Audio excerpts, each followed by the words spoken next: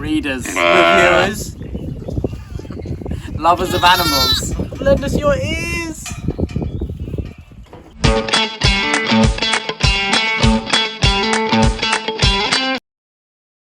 Good morning, evening, or welcome to everyone watching today on the Brothers Gwynne, and welcome to those of you not sitting on a pillow. We are the Brothers Gwynne, and we're going to be doing our very first mid-monthly update, which is pretty exciting. And we're starting off doing it outside, and as you saw from that intro, we need to address the elephant in the room, or should I say, the lamb in the room. Yeah, so basically we have some lambs, we had some sheep, you saw some goats in another video of ours, and we keep these in a little area, a nice little area, and we went to check on them one day, and a ram had broken in. And we were like, okay, well, we need to get rid of this ram. And he's only very active. Yeah, and he'd only been there for a few hours, and that was in November. And then last month, we thought, oh dear, one of these sheep looks... Nancy's looking like she's eating a bit too much grass lately. And then 2 lambs added to the family, and their names are Ethel and Wilma and... Oh, it keeps changing. Lambert, Wilma and Lambert. They're the twins. So yes, we had to address that before we carried on. But now, in these mid-month updates, we're just going to kind of give an update of what we've been doing with books on the channel. And so I think, Ed, let's get started with the books we've read so far this month. Yeah, so I've read, been pretty good so far. Prolific, it's been a good month. haven't you? Yeah, absolutely. It shows I haven't been able to do much else. But I finished The Viking Way by Neil Price, which is this great Viking scholar, and this is his PhD thesis, and it's kind of a big discussion on Viking age Seidr magic and different magic and that kind of stuff, and also their mindset by looking through burials, things that people were buried with. There's some amazing pictures in here. I'll put a few stills up onto the screen as we talk. But yeah, it's really good. I mean, it's very hardcore. It's pretty intense to read. It's not very smooth or flowing, but it's insanely fascinating and fun to read. So if you like your Viking stuff and want to go into a really deep level, then definitely go and have a look at this one, because it's a lot of fun. Very nice, Ed. And I finished The Hunger of the Gods, which is another dose of Norse goodness, isn't it? Oh yeah. So in case you don't know, this is the second installment of Papa Gwynne's The Blood Swan, which is going to be a trilogy, and this is the middle, and it is so awesome. This time I listened to the audiobook format narrated by Colin Mace, which he does a brilliant job of, and it felt so good to be back in this world, and I just adored it. And yeah, what else is there to say? Yeah, Colin Mace does a good job, doesn't he? And if you've not read it, you must read this series. Yeah, I mean, we don't know the author. We definitely don't get paid to say this. The next one for me, I did say on our last monthly video, was that I was going to be diving into a few more sagas as well. So I read the saga of the people of Vatnsdala, which was a lot of fun. It's kind of a tale of generations of feud and bloodshed, and people just not really getting on with the kings in Scandinavia, really, mostly Norway. So yeah, if you ever cross a king from Norway, I mean, you're not going to get on with them, so just don't even bother trying. But there's a lot of great characters in here, some really iconic moments, and I just love the way the sagas are written.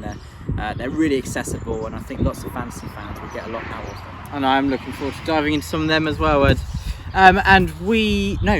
Me. My first physical read of the month was Dispel Illusion. This is the finale to Mark Lawrence's sci-fi trilogy, which is awesome. It was inspired by kind of like that Stranger Things idea of like a group of kids basically playing D&D in their basement, and then some pretty crazy things happen to them, and it involves like time traveling, a lot of references to books we love, a lot of Tolkien references in there, and yeah, it was a really enjoyable read, and it's the end of the trilogy, and they were pretty short, so it's really nice to just wrap this up. And Mark Lawrence, as ever, does a great job.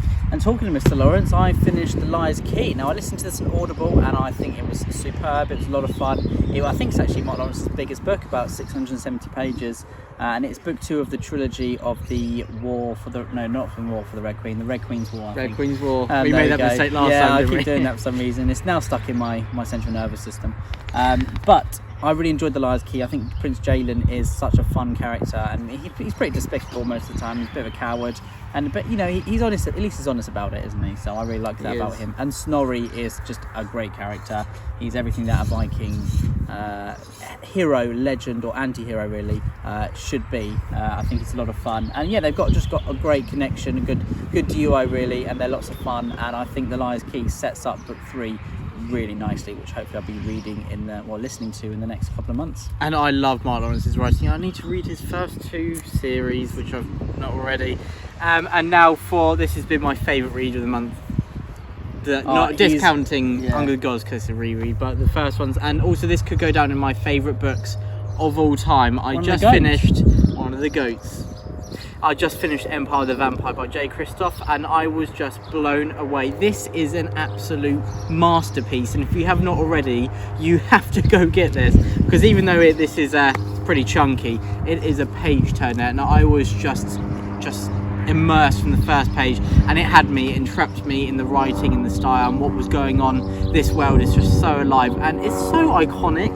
At the moment, it's just like, this is awesome. Getting goosebumps at so many different moments. I think that plane is being a bit rude, interrupting me there. But Empire of the Vampire, I'm looking forward to. We're going to have a chat about it in a video just dedicated to Empire of the Vampire. So I won't harp on too much now, but I absolutely adored it. Yeah, William's been giving me kind of updates pretty much every day, and I like how you've been taking it quite slowly. I mean, it's a big book, isn't it? But you haven't tried to devour it as quickly as possible. Well, I did that It's very addictive to read. Yeah, I did that consciously, because often with favourite reads, you blitz through them so fast that you kind of forget a lot of the details. But I really just wanted to enjoy this, so I made sure to not speed through it too quickly. Although I did get through 700 pages in, I think, 5 days. But still, that's slower than it could have been. That's so slow. Slow. You've had a bad reading month. I know. And I listened to Godborn by Dan Davis, and this was a lot of fun. This is a book, really macho book for the bros, I think, and I think it's just so bloody, and it really appealed. I think it's a book all about alpha males basically, and how they just don't like each other. To be honest, it was a lot of fun to read. I really enjoyed it, but no, it was really good. I enjoyed that it's actually in a Bronze Age setting, which is cool. Which is very different to lots of other historical fiction I've read, and it had loads of fantasy elements as well. I mean, the main villains are actually very fantastical, associated with gods, and it felt a little bit like the Northman, how the fantastical aspects are real, which is very nice. Yeah, very nice. And now on to I think this is the last book.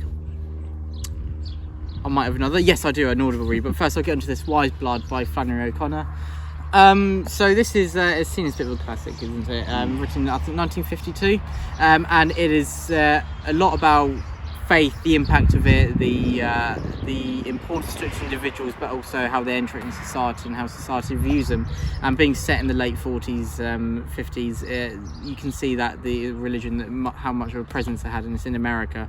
So even more so, and obviously I'm not American, but what I've learned about America in the 50s is kind of that it really gets across that culture, but I feel like it was a bit too forced, a lot of the themes here, where I think there's potential to really hit home and be quite poignant, but I think Flannery O'Connor, it might be that it's not aged as well, but I feel like some of the things, they were too forceful.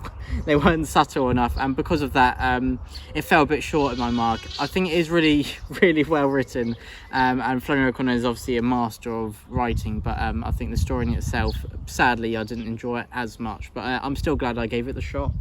Very nice, Will, and I think we are approaching the end of your list of what you've read, so I will just kind of rattle through this pretty quickly. I read The Afghan Campaign by Stephen Pressfield, which, if you've read Deadhouse Gates, the Chain of Dogs section, this is the whole book of that. I also listened to Of Blood and Fire by Ryan Cahill, which I think a great viewer summed up as Aragon for adults, which is a really good overview, and I really enjoyed Of Blood and Fire. It's got nice classic tropes which are used just to a lot of fun. It feels a little bit like coming home, because we love that, we love fantasy and those aspects of fantasy. And I actually have another one, if I can just say. I also listened to Shield of Thunder by David Gemmell, which is the second instalment of his Trojan retelling, and this was really interesting. I think the first half, I was very taken aback that we don't follow any of the characters other than Odysseus, who we follow in the first instalment. So that it took me a while to actually get into Shield of Thunder, but then by about probably just under halfway through, we're reunited with a lot of the figures from the first book, and then I really felt like I was coming home, and I thought the rest was absolutely fantastic. David Gemmell does a great job at experimenting with what has been told of the Trojan retelling, but adding his own lens to it, his own perspective on how to tell the tale, and there's some awesome sequences in here, and I'm really looking forward to reading the final instalment, which this culmination of events where you got your foot in both camps. There's people you like in both, but there's people you dislike as well, and I want some recompense, but with some I fear then there won't be any. Maybe. And I listened to Circe. Now I was in the staff room at school, and one of the other teachers, I bought her Circe a couple of years ago, because we're doing the Greeks at school, and And she said, oh, she's reading it. And I was like, oh, I haven't actually finished it yet. So I went back and I listened to all of it, and it was great. The narrator was fantastic. I summed it up in my review on Goodreads as Circe is the multiverse of madness, but for the ancient Greeks. That is great. I mean, I really enjoyed reading Circe. I mean, I read it quite a few years ago, probably 5 years ago now. Circe, sorry. That's how the narrator says it anyway. But I said Circe as well. But yeah, I really enjoyed it. Yeah, it's good fun. Today I finished this, which is the Poppy War. This is actually an ARC copy, which is pretty cool. But I now see what all the fuss is about. It was absolutely fantastic. I mean, I'm a sucker for that trope, which they go to school basically. I absolutely loved it. It reminded me of the Young Samurai series by Chris Bradford, which were just my childhood, and they were amazing. Definitely go check those books out because they're so much fun, so easy to read. But yeah, the Poppy War, I think it's a masterclass in kind of character writing, character study. You don't have to like the character, but you can really not get behind her, but you can see why she does things. You understand her? Yeah, well, I wish I understood her, but not really. But at the same time, it's intense what she does, and I just like her arc really. I know lots of people kind of complain about that they don't really like her, and they think she makes stupid decisions. Probably does make quite a few stupid decisions, but I think they all add to part 3, which is I really enjoyed it, and I actually really look forward to reading book 2. Awesome. And now I think, is that all your reads? We're going to currently reading Not next? yet. I did listen also to Fevered Star, which is a recent release by Rebecca Roanhorse, book 2 of Between Earth and Sky, that trilogy. And it was good. I think it was almost as good as the first book, which I read in like a day. I mean, they're so smooth to read. The setting is beautiful. I think the pacing was just a little bit not quite strong in this one, although not to say it's weak, because the pacing was so good in book 1. But the characters' arcs were used really well, and I think they definitely set up book 3 really nicely, so I'm excited to read that, hopefully, if it comes out next year. Yeah, I do really want to read Black Sun, but before we get into what we're currently reading, I just want to say we hit a few landmarks on the channel this month. So landmarks. So we hit 3,000 subscribers, which is just awesome, isn't it? Pretty so cool. Thank you to everyone who has subscribed to the channel, who's watched our videos, and if you're not already, please do like and subscribe if you want to watch some more stuff like this. And we also hit 100,000 views, which is a bit mind-boggling, isn't it? We did. I didn't know that. Wow. Yeah. Wow. I mean, I think that actually so about cool. 110,000, but I hadn't seen it before. Yeah. So again, that is quite mind-boggling to think that our video has been watched that many times. It's just a bit crazy, isn't it? We never expected that. It blows my mind. I mean, we're very grateful. We're so lucky. It's a great booktube community. Oh, someone's walking along riding a horse. Very nice. But yeah, it's a great community that we're involved in, and it's so exciting. And we just get to gush about books, really, which is what we do at the dinner table anyway. But now we just do it with a camera, and all of you lovely viewers put up with us. So thank you very much. And whilst this isn't as much of a stat landmark, we also got to go on Dr. Philip Chase's channel to talk to him about his book that he's written that he allowed us to read before he sent it off to publishers. And short story, we really, really loved it. Yeah. And we're long story, we really, really, really, really, really loved it. But if you want to see the really long version, then you can go head over. I'll put a link and a thing over the head. Where you can watch us talk about non-spoilers for about half an hour and see if you're excited for this, because we are very excited to see where this goes, how it's going to be edited. I'm so interested to see, obviously, when Philip does book. get his deal, because I know that he will, how it will be, maybe will be changed, what little parts might be tweaked. I can't imagine the whole big portions being red penned. No, but it is an honour. It works so well and it's written so nicely. But it is an honour of ours to be able to read it now, and Philip trusts us to give feedback, and we're just very thankful that he did, and we had a great time on his channel. Yeah, so thank you very much, Philip. What are we currently reading at the moment, Will? We are currently reading... So I'll start, if that's all right with you. Physically, I've only just started Hamlet, which shamedly I have not read already. I know. I've only just read Act 1, Scene 1, so I'm not really that far through, but hopefully I'll get through this pretty soon. Many argue that it is Shakespeare's greatest play. Many argue that it's the greatest play of all time. So I'm really looking forward to reading this, especially after we watched The Northman, and we've been hyping on about that for quite a while. And Hamlet was inspired by the Terror by Saxo Grammaticus, which is about Amleth. So to put the H at the end, Amleth. I struggle to see how a play can be better than Macbeth, to be honest. Macbeth is just... You love Macbeth. I do. I think I do love Othello, but Macbeth probably tips it for me. Really? Yeah. Full of scorpions is my mind. Yeah. Can't beat that, can you? And I'm currently reading. I mean, I jumped on William's bandwagon really, but I've taken it over as I'm reading A Game of Thrones for the second time. I read it when I think I just binged series 1, 2 and 3 of Game of Thrones when I was about 16. And I didn't love the book because it was different to the show, and I was a bit of a meathead about the show. I was like, this is just the best thing ever. And because the book wasn't the same, I thought, this sucks. No, I didn't think it sucked. I think I gave it 4 stars on Goodreads. But I'm absolutely loving it so far. It's so nice to actually be back in this world.